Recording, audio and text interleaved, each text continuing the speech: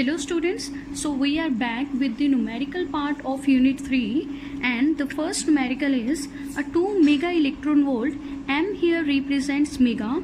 2 mega electron volt proton is moving perpendicular to uniform magnetic field of 2.5 Tesla. What is the magnetic force on proton? See question में given क्या है कि proton है जो with this kinetic energy. Electron volt जो है वो किसका यूनिट है? एनर्जी का. ठीक है, एंड आपको याद रखना है 1 electron volt is equal to 1.6 into 10⁻⁻19 joule. ठीक है, सो इलेक्ट्रॉन वोल्ट भी एनर्जी का ही यूनिट है एंड 1 इलेक्ट्रॉन वोल्ट इतने जूल के इक्वल होता है. ठीक है, सो इतनी काइनेटिक एनर्जी से जो प्रोटॉन है वो यूनिफॉर्म मैग्नेटिक फील्ड जिसकी स्ट्रेंथ ये है इसमें मूव कर रहा है. सो हमें देखना है कि प्रोटॉन कितनी फोर्स एक्सपीरियंस करेगा मैग्नेटिक फील्ड में. Given mass of proton which is 1.6 into 10⁻⁻27 kg. See in solution मैंने सबसे पहले गिवन टर्म्स लिखी हैं. Kinetic energy is given which is 2 mega electron volt. So हम इसे जूल में कन्वर्ट करेंगे. ठीक है, सो मेगा होता है 10⁻6. ठीक है, सो 2 इंटू 10⁻6 एंड 1 इलेक्ट्रॉन वोल्ट की वैल्यू मैंने अभी बताई आपको 1.6 इंटू 10⁻⁻19 जूल. सो इसे सॉल्व करने के बाद काइनेटिक एनर्जी आएगी 2 इंटू 1.6 इंटू 10⁻13. ठीक है, and magnetic field is given it is 2.5 Tesla. Charge proton given है तो प्रोटॉन का चार्ज क्या होता है? इलेक्ट्रॉन के चार्ज के इक्वल. सो 1.6 इंटू 10⁻⁻19 कूलम. बस ये पॉजिटिव होता है. ठीक है, सो प्रोटॉन पे कितनी फोर्स लग रही है हमें एक्सप्रेशन पता है लॉरेंट्ज फोर्स से. So force experienced by proton in magnetic field is F is equal to QVB. ठीक है, मैक्सिमम फोर्स मैं ले रही हूँ यहाँ बिकॉज क्वेश्चन में गिवन है कि proton perpendicular to magnetic field move कर रहा है. So let this be equation number 1. अब देखो इस इक्वेशन में हमें charge is given, magnetic field is given but velocity given नहीं है. ठीक है, वेलोसिटी के स्पेस में हमें यहाँ काइनेटिक एनर्जी गिवन है. सो हम काइनेटिक एनर्जी की हेल्प से वेलोसिटी की वैल्यू फाइंड करेंगे. So to find velocity kinetic energy की ये वैल्यू गिवन है. सो काइनेटिक एनर्जी का फॉर्मूला क्या है? Half mv² and it is equal to, इसे मल्टीप्लाई करेंगे तो 3.2 इंटू 10⁻⁻13 जूल आएगा. सो यहाँ से v² की वैल्यू क्या होगी? 2 इंटू 3.6 इंटू 10⁻13/m. ठीक है, सिर्फ शिफ्ट किया है मैंने. सिंस मास ऑफ प्रोटॉन की वैल्यू क्वेश्चन में गिवन है तो यहाँ जब पुट करेंगे हम. सो सी इसे सॉल्व कैसे करेंगे? पहले पार्ट्स, ये वाला पॉइंट और ये वाला पॉइंट तो आपस में ही कैंसिल हो जाएंगे. ठीक है, सो सी पार्ट्स ऊपर ले जाएंगे. 2 इंटू 32 आ जाएगा बाय 16 इंटू 10⁻⁻13 पार है यहाँ पर. सो ये ऊपर जाएगी तो क्या आ जाएगा? +27. ठीक है, इसे सॉल्व करने के बाद हमारे पास आएगा 10⁻14 एंड सी 16 के टेबल पे 32 2 पे जाएगा. So 2 into 2 is 4. So v is equal to √4 into 10⁻14. अब 4 एक परफेक्ट स्क्वायर है. सो 4 का रूट क्या होगा? 2 एंड 10⁻14 को हम सॉल्व कर सकते हैं जैसे मैंने प्रीवियस वीडियो में बताया था. रूट का मतलब 10⁻14 की पावर 1/2. सो ये 2 इस 14 से कैंसिल हो जाएगा 7 पे. सो वैल्यू है 2 इंटू 10⁻7 मीटर पर सेकेंड. ये है वेलोसिटी की वैल्यू. हमें निकालनी क्या है? फोर्स. सो अब हमारे पास वेलोसिटी है, चार्ज है, मैग्नेटिक फील्ड है, तो हम लॉरेंट्ज फोर्स में मीन्स इक्वेशन 1 में वैल्यूज पुट करेंगे. So therefore equation 1 F is equal to QVB. Q की वैल्यू अब है हमारे पास, वेलोसिटी की वैल्यू अभी हम कैलकुलेट कर चुके हैं, मैग्नेटिक फील्ड की वैल्यू गिवन है. पुट करने के बाद सॉल्व करेंगे तो फोर्स का मैग्नीट्यूड क्या आएगा? 8 into 10⁻12 Newton is the answer. ठीक है, सो आप second numerical, an electron of kinetic energy 25 electron volt moves perpendicular to the direction of uniform magnetic field of 0.2 milli Tesla. Calculate time period of rotation of electron in magnetic field. से statement में क्या given है कि electron है जो इस kinetic energy से 0.2 strength की मैग्नेटिक फील्ड में मूव कर रहा है. कैसे? परपेंडिकुलर. तो हमें पता है परपेंडिकुलर मूव कर रहा है तो इसका पाथ क्या होगा? सर्कुलर. ठीक है, सो हमें कैलकुलेट करना है टाइम पीरियड कि कितना टाइम लेगा वो सर्कुलर पाथ की रोटेशन को कंप्लीट करने के लिए. ठीक है, सो सी इन सोल्यूशन सबसे पहले मैंने गिवन लिखा है B इज 0.2 मिली टेस्ला। सो मिली को हम रिप्लेस करेंगे 10⁻⁻3, हमें पता है 1 मिली इज इक्वल टू 10⁻⁻3 एंड ये पॉइंट भी एडजस्ट करने के बाद हमारे पास मैग्नेटिक फील्ड आएगी 2 × 10⁻⁻4 टेस्ला, ठीक है। एंड हमें टाइम पीरियड कैलकुलेट करना है, तो टाइम पीरियड का फॉर्मूला कल मैंने आपको लिखवाया था, ठीक है, इंट्रोडक्शन पार्ट में। So T is equal to 2πm/qb। So अब यहाँ इलेक्ट्रॉन की बात हो रही है, तो मास ऑफ इलेक्ट्रॉन हमें पता है, चार्ज ऑन इलेक्ट्रॉन पता है and magnetic field is given. So values put करेंगे तो टाइम पीरियड आएगा 1.787 × 10⁻⁻7 seconds. So next numerical, a beam of protons with velocity 4 × 10⁵ meter per second enters a uniform magnetic field of 0.3 Tesla at an angle 60 degree to the magnetic field. Find radius of helical path taken by proton beam. Also find pitch of helical path. See इस question में क्या given है statement में कि proton है जो इस velocity से इतनी मैग्नेटिक फील्ड में दिस एंगल पे मूव कर रहा है, ठीक है। सो ये केस कौन सा है, आर्बिट्ररी एंगल वाला, मींस इस केस में प्रोटॉन जो है उसका पाथ कैसा होगा, हेलिकल। सो फर्स्ट हमें फाइंड करना है radius of helical path and हमें इसकी पिच फाइंड करनी है, ठीक है। पिच के बारे में मैंने आपको बताया था डेरिवेशन में। पिच क्या होता है, linear distance moved by the particle in one rotation, means एक रोटेशन में कितना लीनियर डिस्टेंस वो मूव करेगा, ठीक है। Mass of proton is given in this statement. So see in solution, जैसे मैंने बताया कि ये आर्बिट्ररी एंगल वाला केस है, तो हम कल के लेक्चर में कर चुके हैं कि वेलोसिटी का कौन सा फॉर्मूला हम यूज करेंगे, ये वाला V sin theta is equal to QBr/m।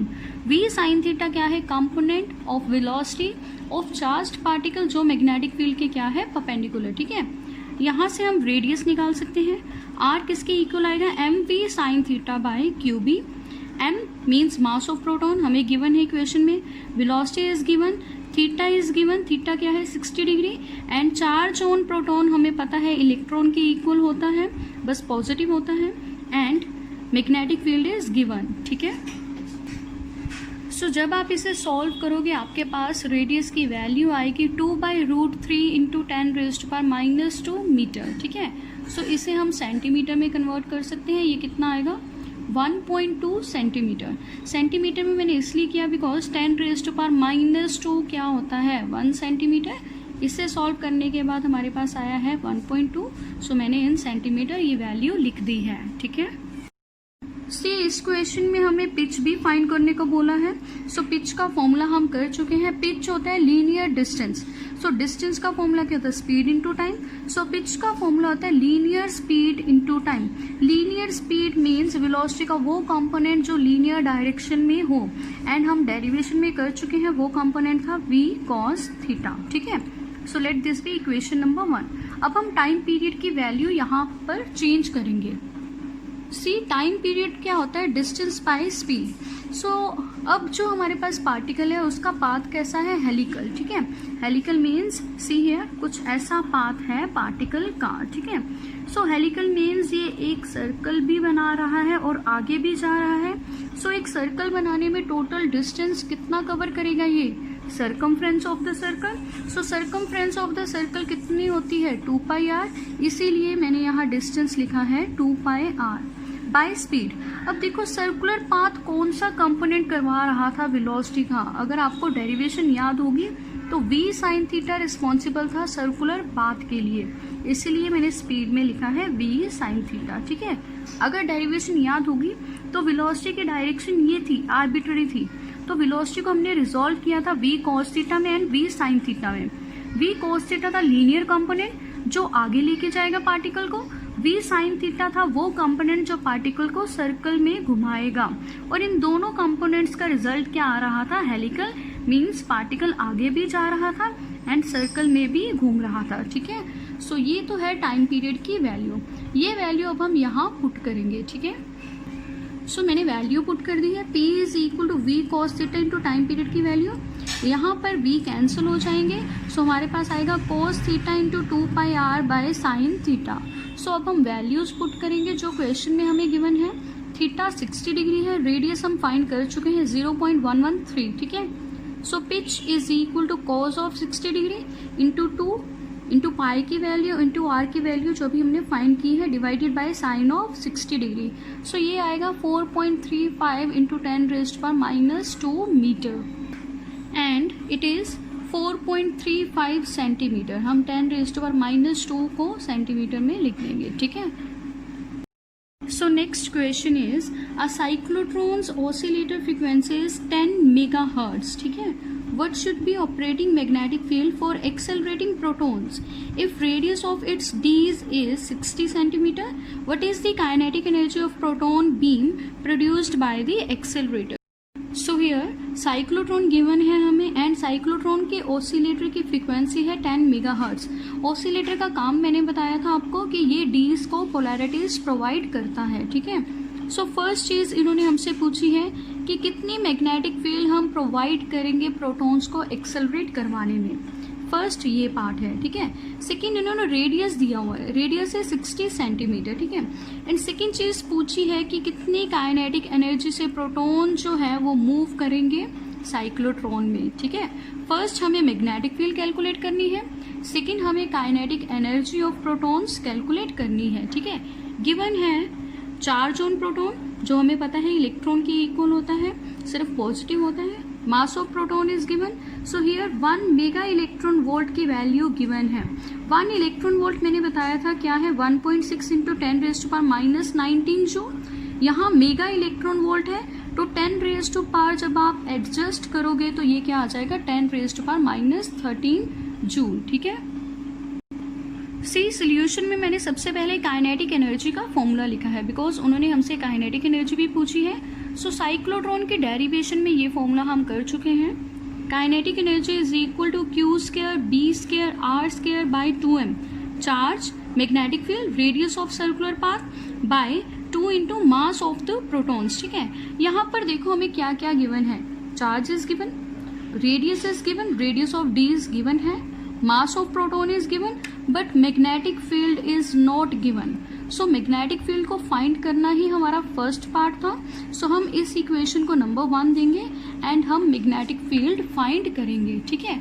Magnetic field find कैसे करेंगे तो देखो आपको कौन सी चीज क्वेश्चन में एक्स्ट्रा गिवन है, हमें फ्रीक्वेंसी गिवन है, ठीक है। तो फ्रीक्वेंसी के फॉर्मूले से हम मैग्नेटिक फील्ड फाइंड कर लेंगे। See here, I have written to find B means magnetic field. We have frequency is equal to QB by 2 pi m. ये फॉर्मूला भी हम साइक्लोट्रॉन में कर चुके हैं फ्रीक्वेंसी का। सी फ्रीक्वेंसी गिवन है हमें 10 megahertz, charge is given, mass of proton is given. तो यहाँ से हम मैग्नेटिक फील्ड फाइंड करेंगे जो किसकी इक्वल आएगी 2 पाई m न्यू बाय चार्ज। तो जब हम वैल्यूज पुट करेंगे 2 पाई की वैल्यू, मास की वैल्यू एंड फ्रीक्वेंसी थी हमारे पास 10 मेगाहर्ट्ज। 10 मेगाहर्ट्ज है तो मेगा कितना होता है 10⁻⁶। सो 10 को जब हम 10⁻⁶ से मल्टीप्लाई करेंगे तो हमारे पास फ्रीक्वेंसी कितनी आ जाएगी 10⁻⁷ हर्ट्ज, ठीक है। So it is divided by charge of proton, तो मैंने उसकी वैल्यू लिखी है। सो सॉल्व करने के बाद आपके पास मैग्नेटिक फील्ड इतनी आएगी 0.66 Tesla is the magnetic field. अब ये वैल्यू मैग्नेटिक फील्ड की हम इक्वेशन 1 में पुट करेंगे to get kinetic energy of protons, ठीक है।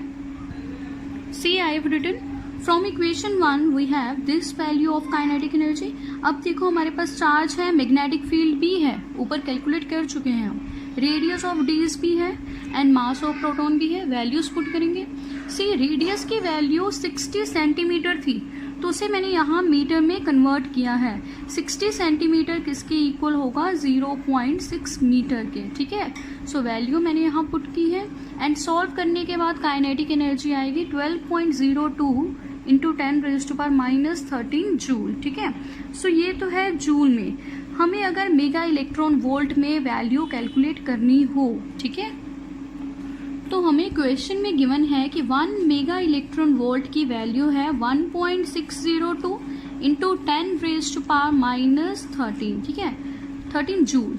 1 मेगा इलेक्ट्रॉन वोल्ट इतने जूल हैं तो हमें ये वैल्यू जूल की कन्वर्ट करनी है मेगा इलेक्ट्रॉन वोल्ट में। तो हम इस वैल्यू को इस फैक्टर से क्या करेंगे डिवाइड। सो सी मैंने यहाँ डिवाइड किया है। डिवाइड करने के बाद काइनेटिक एनर्जी की वैल्यू आएगी 7.5 मेगा इलेक्ट्रॉन वोल्ट, ठीक है। तो दोनों यूनिट्स में मैंने वैल्यू निकाल दी है। अगर आपसे पूछा जाए तभी आप निकालोगे, अदरवाइज जूल तक भी ठीक है, ठीक है। So next numerical, an electron moving with speed 10 raised to power 8 meter per second enters magnetic field of 5 into 10 raised to power minus 3 Tesla in perpendicular direction to field. Calculate radius of circular path. Second, frequency of revolution of electron.